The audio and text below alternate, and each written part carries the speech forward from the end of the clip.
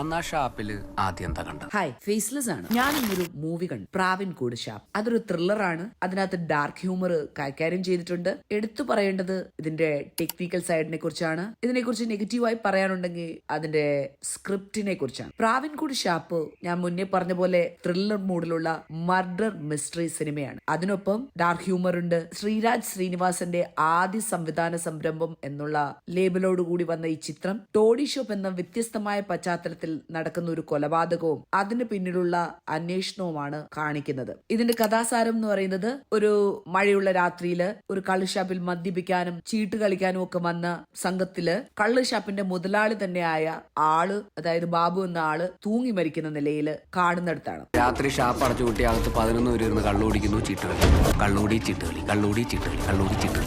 ഇതിനെ കുറിച്ചുള്ള സംശയം, അതായത് ഇതൊരു തൂങ്ങി മരണമല്ല, അതൊരു കൊലപാതകമാണ് എന്നുള്ള ലെവലിലേക്ക് കാര്യങ്ങൾ വരുമ്പോ സംശയം പലരിലേക്കും വീഴുന്നുണ്ട്. അപ്പോഴാണ് SI സന്തോഷ്, നമ്മുടെ ബേസിൽ ജോസഫ് ചെയ്ത ക്യാരക്ടർ ഈ കേസിന്റെ അന്വേഷണത്തിനായി എത്തുന്നത്. സന്തോഷ് ഒരു നല്ല ചിട്ടയും ഒതുക്കവും കാംനെസ്സും ഒക്കെയുള്ള ഒരു പോലീസ് ഉദ്യോഗസ്ഥനായിട്ടാണ് കാണപ്പെടുന്നത്. പക്ഷെ ആള് ബുദ്ധിപരമായിട്ടാണ് ഓരോ കേസും തെളിയിക്കുന്നത്. അതിനോടൊപ്പം തന്നെ ഒരു ഇത്തിരി സൈക്കോ നേച്ചറും ആളിലുണ്ട്. ആദ്യ പകുതി നല്ല രസമായിട്ട് പോയി, ത്രില്ലർ മൂഡില്. പക്ഷെ രണ്ടാം പകുതിയില് ഇത്തിരി പ്രശ്നങ്ങളൊക്കെ ഉണ്ടായിരുന്നു. അവിടെയാണ് സ്ക്രിപ്റ്റ് അല്ലെങ്കിൽ തിരക്കഥ ഫലിക്കാതെ പോയത്. അഭിനേതാക്കളുടെ പ്രകടനം വെച്ചിട്ട് ബേസിൽ ജോസഫ്, സന്തോഷ് എന്ന പോലീസുകാരനെ നമ്മൾക്ക് വിശ്വസിക്കാവുന്ന രീതിയിൽ, അതായത് ബേസിൽ ജോസഫിന്റെ ഏറ്റവും സേഫ് ആയിട്ടുള്ള ഒരു രീതിയിൽ തന്നെ ആ കഥാപാത്രം കൈകാര്യം ചെയ്തിട്ടുണ്ട്. ആൾക്കാരെ രസിപ്പിക്കുന്ന രീതിയിൽ തന്നെ ബേസിൽ ജോസഫ് അതിനെ കൊണ്ടുപോയിട്ടുണ്ട്. കഥയുടെ താളമൊക്കെ മാറുന്നതിനനുസരിച്ച് സന്തോഷ് എന്ന് പറയുന്ന ക്യാരക്ടറിന്റെ വ്യത്യസ്ത ഭാവങ്ങൾ അദ്ദേഹം നന്നായിട്ട് ചെയ്തു വെച്ചിട്ടുണ്ട് ഇതിനകത്ത്.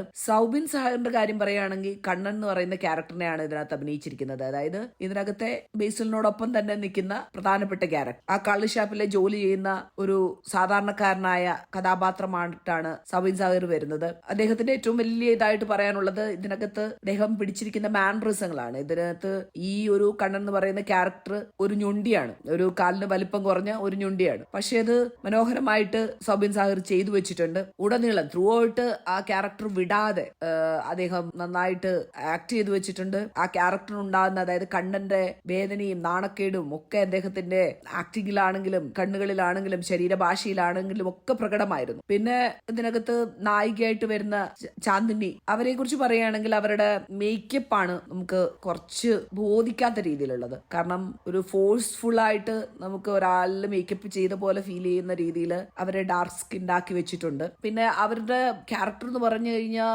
അത്രയും നല്ലൊരു ക്യാരക്ടറാണ് ആ സിനിമയിലുള്ളത്. അതായത് അത്രയും ഇമ്പോർട്ടന്റ് ആയിട്ടുള്ള പ്രധാനപ്പെട്ട ഒരു ക്യാരക്ടറാണ്. പക്ഷെ അവരത് നന്നായിട്ട് ചെയ്തു എന്ന് പറയുന്നതിനേക്കാൾ ഉപരി അവരത് ചെയ്തു എന്ന് പറയുന്നതായിരിക്കും കുറച്ചുകൂടെ ബെറ്റർ എന്ന് തോന്നുന്നു. എനിക്ക് തോന്നുന്നു, നമ്മളൊരു സിനിമ ചെയ്യുകയാണെങ്കിൽ അല്ലെങ്കിൽ ഒരു ക്യാരക്ടർ ചെയ്യുവാണെങ്കിൽ ഒരു ഓഡിയൻസിന്റെ ഭാഗത്തുനിന്ന് നോക്കുമ്പോൾ ആ ക്യാരക്ടർ അവരെ കൊണ്ടേ ചെയ്യാൻ പറ്റുള്ളൂ എന്ന് പറയിപ്പിക്കുന്നിടത്താണ് ആ ആക്ടർ വിജയിക്കുന്നത്. ഇവിടെ ചാന്ദിനിക്ക് അത് മിസ്സായിട്ടുണ്ട്. കുഴപ്പമില്ലാതെ അത് ചെയ്തു വെച്ചിട്ടുണ്ട്. അത്രയും ആ ക്യാരക്ടറിനെ കുറിച്ച് പറയാനുള്ളൂ. നേരെ തിരിച്ച് ചെമ്പം വിനോദ്, നിയാസ് അബൂബക്കർ, ഇവരൊക്കെ തങ്ങളുടേതായ കഥാപാത്രങ്ങളെ ഓഡിയൻസിന്റെ മനസ്സിൽ പതിയുന്ന രീതിയിൽ അവതരിപ്പിച്ചു വെച്ചിട്ടുണ്ട്. അല്ലെങ്കിലും ഇവരൊക്കെ നല്ല ആക്ടേഴ്സ് ആണ്. അപ്പൊ അവര് സ്വാഭാവികമായിട്ടും അത് നന്നായിട്ട് ചെയ്തു വെക്കും. പിന്നെ എടുത്തു പറയേണ്ടത്, ആ കള്ളുഷാപ്പിൽ സ്ഥിരം ഉപഭോക്താക്കളായി വരുന്ന, അതായത് സ്ഥിരമായിട്ട് കള്ളുകുടിയന്മാരായിട്ട് വരുന്ന കുറച്ച് ആക്ടേഴ്സ് ഉണ്ട്. അതില് എല്ലാവരും നന്നായിട്ട് പെർഫോം ചെയ്തു. അതിൽ എടുത്തു പറയാൻ 2 പ്രായമുള്ള ആക്ടേഴ്സ് ഉണ്ടായിരുന്നു. നമ്മൾ സ്ഥിരമായിട്ട് കാണുന്ന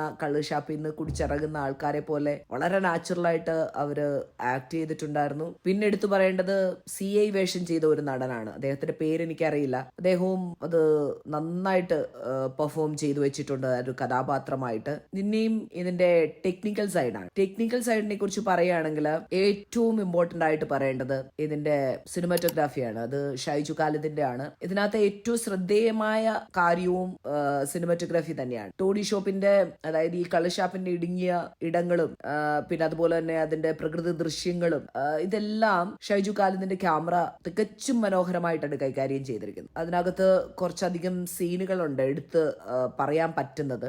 സ്കൂൾ ബസ് ചേസ് ചെയ്ത് വരുന്ന സീന്, അത് നമുക്ക് കണ്ടിരിക്കേണ്ട ഒരു സീൻ തന്നെയാണ്. പിന്നെ അതുപോലെ തന്നെ കള്ളുഷാപ്പിലെ രാത്രിയിൽ ഉണ്ടാവുന്ന കുറച്ച് കാര്യങ്ങളുടെ ദൃശ്യവൽക്കരണം, പിന്നെ അതുപോലെ തന്നെ ഒരു കുളത്തിന്റെ കരയിൽ നിർത്തിയിട്ടിരിക്കുന്ന ടെമ്പോ വാനിൽ നിന്ന് വരുന്ന ചുവന്ന ലൈറ്റിന്റെ പ്രകാശത്തിൽ ഈ കുളത്തിൽ കുളത്തില് അല്ലെങ്കിൽ കുളത്തിന്റെ വെള്ളമുള്ള ഒരു ഭാഗത്ത് നടക്കുന്ന ഒരു കൊലപാതകത്തിന്റെ ദൃശ്യമൊക്കെ ഈ ഷൈജു കാലിന്റെ സിനിമാറ്റോഗ്രഫിയിൽ വളരെ മനോഹരമായിട്ട് ഷൂട്ട് ചെയ്ത് വെച്ചിട്ടുണ്ട്. അപ്പൊ ഇതൊക്കെ എടുത്തു പറയേണ്ട ഒരു കാര്യം തന്നെയാണ്. പിന്നെ അദ്ദേഹത്തിന്റെ ഒരു പ്രധാനപ്പെട്ട കാര്യം ഇതിനകത്ത് പറയാനുള്ളത് ക്ലോസ്ഡ് ആയിട്ടുള്ള സ്പേസിൽ അദ്ദേഹത്തിന്റെ ക്യാമറ ഉപയോഗിച്ചിരിക്കുന്ന രീതി എല്ലാം ടോപ്പ് നോച്ച് ആയിരുന്നു. സൗണ്ട് ഡിസൈനെ കുറിച്ച് പറയുകയാണെങ്കിൽ വിഷ്ണുകൃത്യമായ രീതിയിലുള്ള ബാക്ക്ഗ്രൗണ്ട് സൗണ്ട് സിനിമയുടെ ദൃശ്യാനുഭവം നമുക്ക് ഭയങ്കരമായിട്ട് ഓഡിയൻസിന് ഭയങ്കരമായിട്ട് നമ്മളിലേക്ക് കൺവേ ആവുന്നുണ്ടായിരുന്നു. പിന്നെ അടുത്തത് എഡിറ്റിംഗ് ആണ്. ഷഫീഖ് മുഹമ്മദിന്റെ എഡിറ്റിംഗ് വളരെ നന്നായിരുന്നു. പക്ഷെ ചിലയിടങ്ങളിലൊക്കെ ഒരു സ്റ്റൈലിഷ് ആയിട്ടുള്ള ഒരു രീതി കടന്നു വരുന്നത് കൊണ്ട് അതൊരു കൃത്രിമത്വം, അതായത് അതിന്റെ ഓർഗാനിക് ആയ ഒരു വേ നഷ്ടപ്പെടുന്നത് പോലെ ചില സ്ഥലങ്ങളിലൊക്കെ ഫീൽ ചെയ്യുന്നുണ്ടായിരുന്നു. എങ്കിലും ഈ സിനിമയുടെ ഏറ്റവും പറയേണ്ടതും നാളെ ഓർക്കപ്പെടുന്നതുമായ കാര്യം എന്ന് പറയുന്നത് ഇതിന്റെ ടെക്നിക്കൽ സൈഡ് തന്നെയാണ്. അത് സ്വാഭാവികമായിട്ടും അൻവർ റഷീദിനെ പോലുള്ള ഒരാള് പ്രൊഡക്ഷൻ ടീമിൽ വരുമ്പോ ഇതൊക്കെ മെച്ചപ്പെടും. കാരണം അങ്ങനെയുള്ള ആൾക്കാരെ ആണല്ലോ സാങ്കേതികമായിട്ടുള്ള അല്ലെങ്കിൽ ഈ ടെക്നിക്കൽ സൈഡിലേക്ക് കിട്ടുക. അതുകൊണ്ട് അതിനകത്തൊന്നും ഒരു കുറവും ഉണ്ടായിട്ടില്ല. എങ്കിലും സിനിമയുടെ ശബ്ദം പല സ്ഥലങ്ങളിലും നമുക്ക് ഡയലോഗ് കേൾക്കാൻ പറ്റാത്ത രീതിയിലായി പോകുന്നുണ്ട്. അതായത് സംഗീതം കടുത്ത രീതിയിൽ വരുമ്പോ നമുക്ക് അതിനകത്തെ ഡയലോഗ്സ് മിസ്സായി പോകുന്ന സ്ഥലങ്ങൾ വരുന്നുണ്ട്. പിന്നെ അതുപോലെ തന്നെ സിനിമയ്ക്ക് ചില പോരായ്മകൾ എന്ന് പറയുന്നത് ആദ്യ പകുതിയിൽ നമ്മൾക്ക് ആ സൃഷ്ടിച്ച ത്രില്ലിനെ രണ്ടാം പകുതിയിൽ അവർക്ക് കൊണ്ടുപോകാൻ പറ്റിയില്ല എന്നുള്ളതാണ്. മാത്രമല്ല ചിലയിടങ്ങളിലൊക്കെ ഹാസ്യത്തിന്റെ ആവർത്തനവും നീണ്ട സംഭാഷണങ്ങളും ഒക്കെ വെച്ച് ഇത് മന്ദഗതിയിലാവുന്നുണ്ട്. ഒരാളുടെ വ്യൂവിൽ കാണിച്ചത് തന്നെ മറ്റേയാളുടെ വ്യൂവിൽ കാണിക്കുമ്പോൾ റിപ്പീറ്റഡ് ആയിട്ട് വരുന്ന കുറെ സന്ദർഭങ്ങൾ ഉണ്ടാവുന്നുണ്ട്. അതൊക്കെ ഒരു എഴച്ചിലായിട്ട് നമുക്ക് ഫീൽ ചെയ്യും. ഇതൊക്കെ തന്നെയാണ് ഇതിന്റെ കുറവ്. എങ്കിൽ പോലും പ്രാവൻകൂട് നല്ലൊരു സിനിമ തന്നെയാണ്. നല്ലൊരു ത്രില്ലർ കാണാൻ ആഗ്രഹിക്കുന്നവർക്ക് ഇത് കാണാം. വൺ ടൈം വാച്ചബിൾ ആണ്.